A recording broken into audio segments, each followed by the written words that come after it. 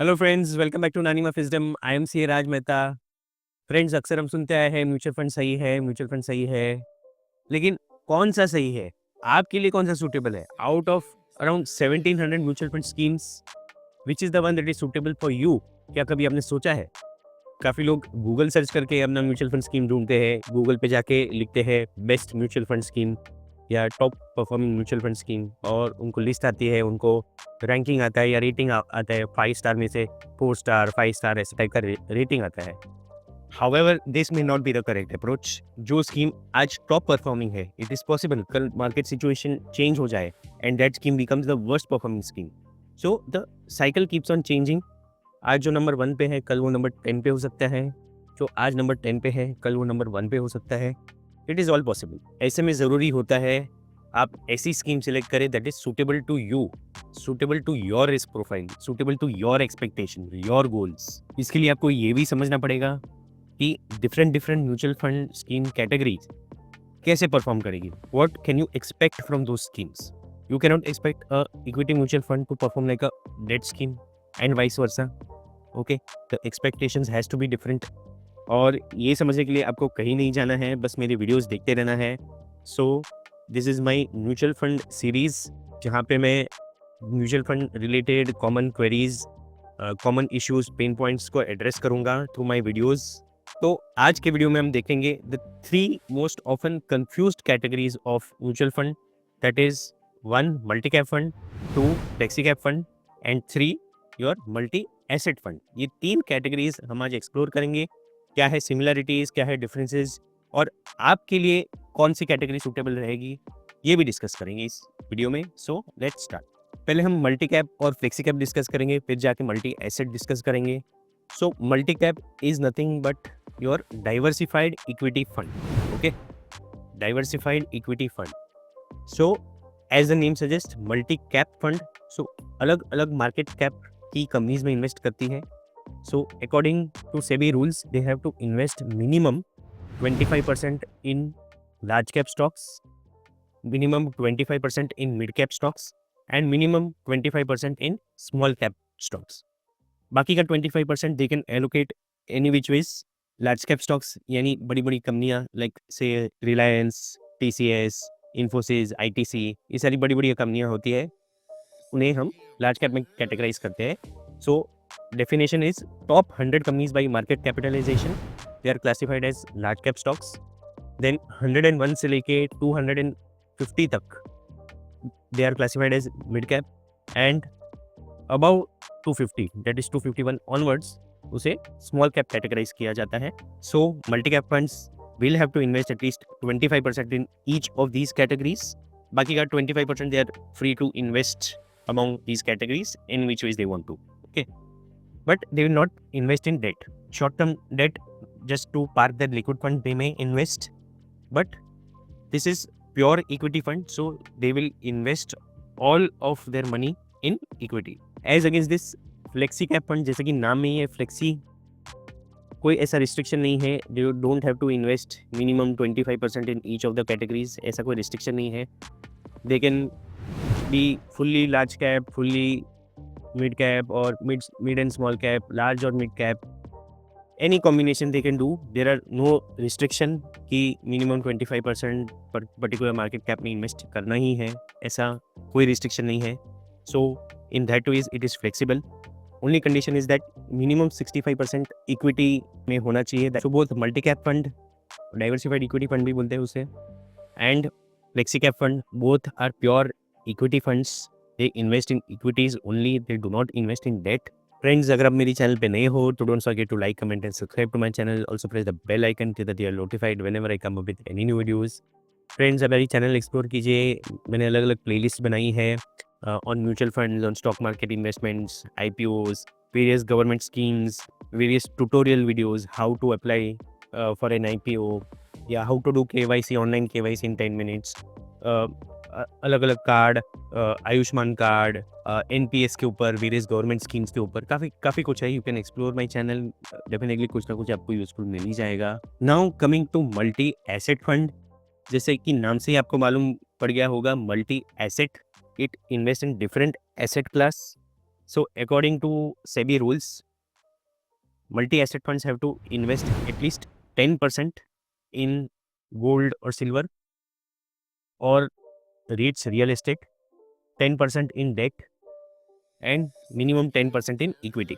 Okay, बाकी का 70% जो है they can allocate any which ways.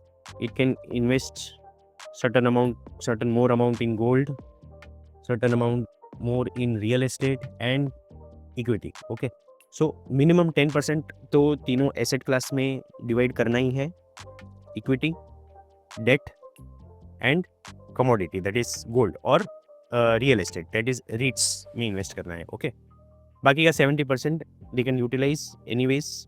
तो multi asset category is actually a hybrid category. Okay, it considers multiple assets as against your multi cap and flexi cap जो pure equity funds है. ये multi asset funds जो रहते हैं वो hybrid funds रहते हैं. दो मल्टी एसेट स्कीम में मिनिमम 10% का ही एसेट रिक्वायरमेंट रहता है. सो 10% इक्विटी से भी चल जाता है. However they generally maintain minimum 65% equity so as to get a favorable tax treatment. So कोई भी mutual fund scheme across 36 categories, अगर वो स्कीम मिनिमम 65% इक्विटी मेंटेन करती है तो then it will be treated as an equity scheme और उसे favourable tax treatment मिलता है in terms of calculating short term tax on short term capital gains, long term capital gains for calculating periods. So multi asset schemes minimum 65% equity maintain करते ही है.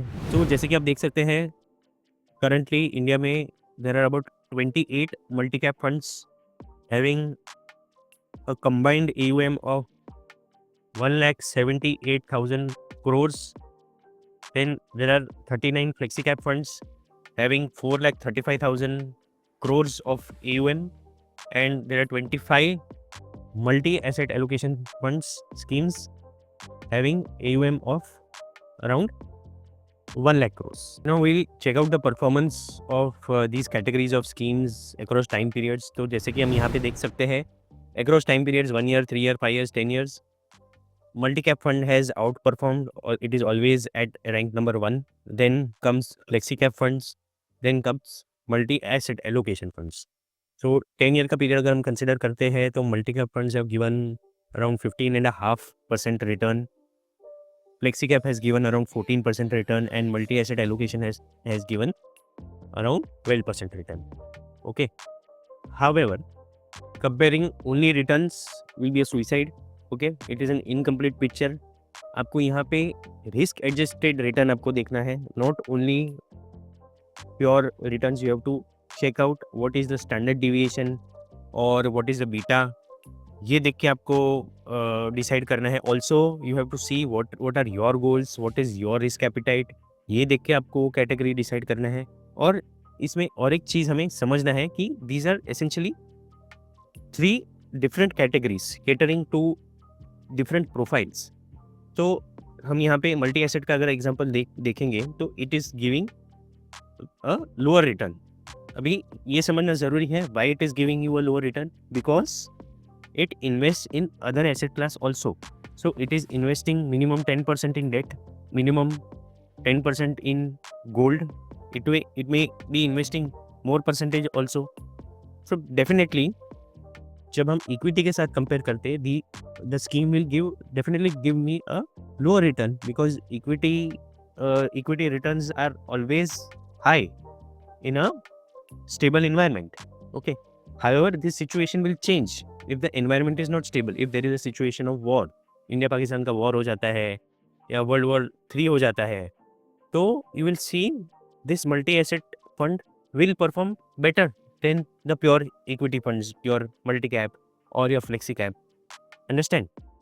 So हमने last 10 साल में कोई market cycle देखा नहीं, हमने रिसेशन नहीं देखा है. ठीक है, market is moving one way on a longer time horizon. Okay, we have not seen a downturn. So definitely multi-cap and flexi-cap has performed obviously. Also when you compare multi-cap and flexi-cap fund, multi-cap has given around 1.5% better return as compared to flexi-cap. यहाँ पे भी हमें समझना ज़रूरी है कि ये ऐसा क्यों है। रीज़न इज़ मल्टी कैप में जैसे कि उसका रिस्ट्रिक्शन है, सेबी का रूल है, डेफिनेशन है कि मिनिमम 25% उसे small cap and mid cap में इन्वेस्ट करना ही है।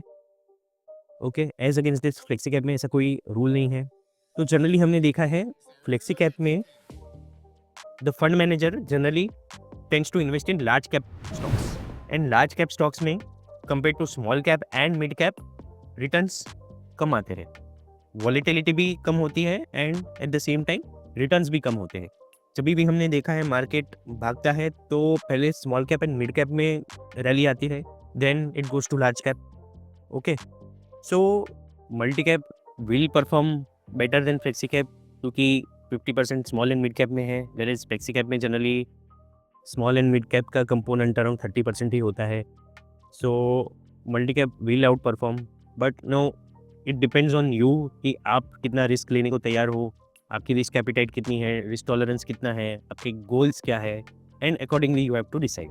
Now coming to the taxation part, ये multi cap, flexi cap and multi asset, ये तीनों में generally it will have an equity component of at least 65%, and thus it will be treated as an equity scheme for taxation purpose. And so as compared to your other debt schemes and other schemes where equity component is less than 65%, यहाँ पे taxation थोड़ा favorable होगा. You'll get a better tax rate for your short term capital gains, for your long term capital gains. Friends, mutual fund related या investment related कोई भी अगर आपको help चाहिए तो don't hesitate to connect with me. मैं मेरे coordinates description box में दे दूंगा, you can check that out. I hope आपको मेरी ये वीडियो पसंद आई। If so please like, comment and subscribe to my channel. Also press the bell icon so that you are notified whenever I come up with any new videos. Friends, आप मेरी channel explore कीजिए, मैंने अलग अलग playlist बनाई है on IPOs, on shares, on mutual funds, health insurance, काफ़ी सारे डेमो वीडियोज़ है, how to do KYC, how to apply for IPO, काफ़ी सारे गवर्नमेंट स्कीम्स रिलेटेड वीडियोज़ है, Ayushman Bharat, PAN card, Aadhaar card, tax related videos है। So you can explore my channel, definitely you will find something useful out of it. That's all for today friends, thanks for watching.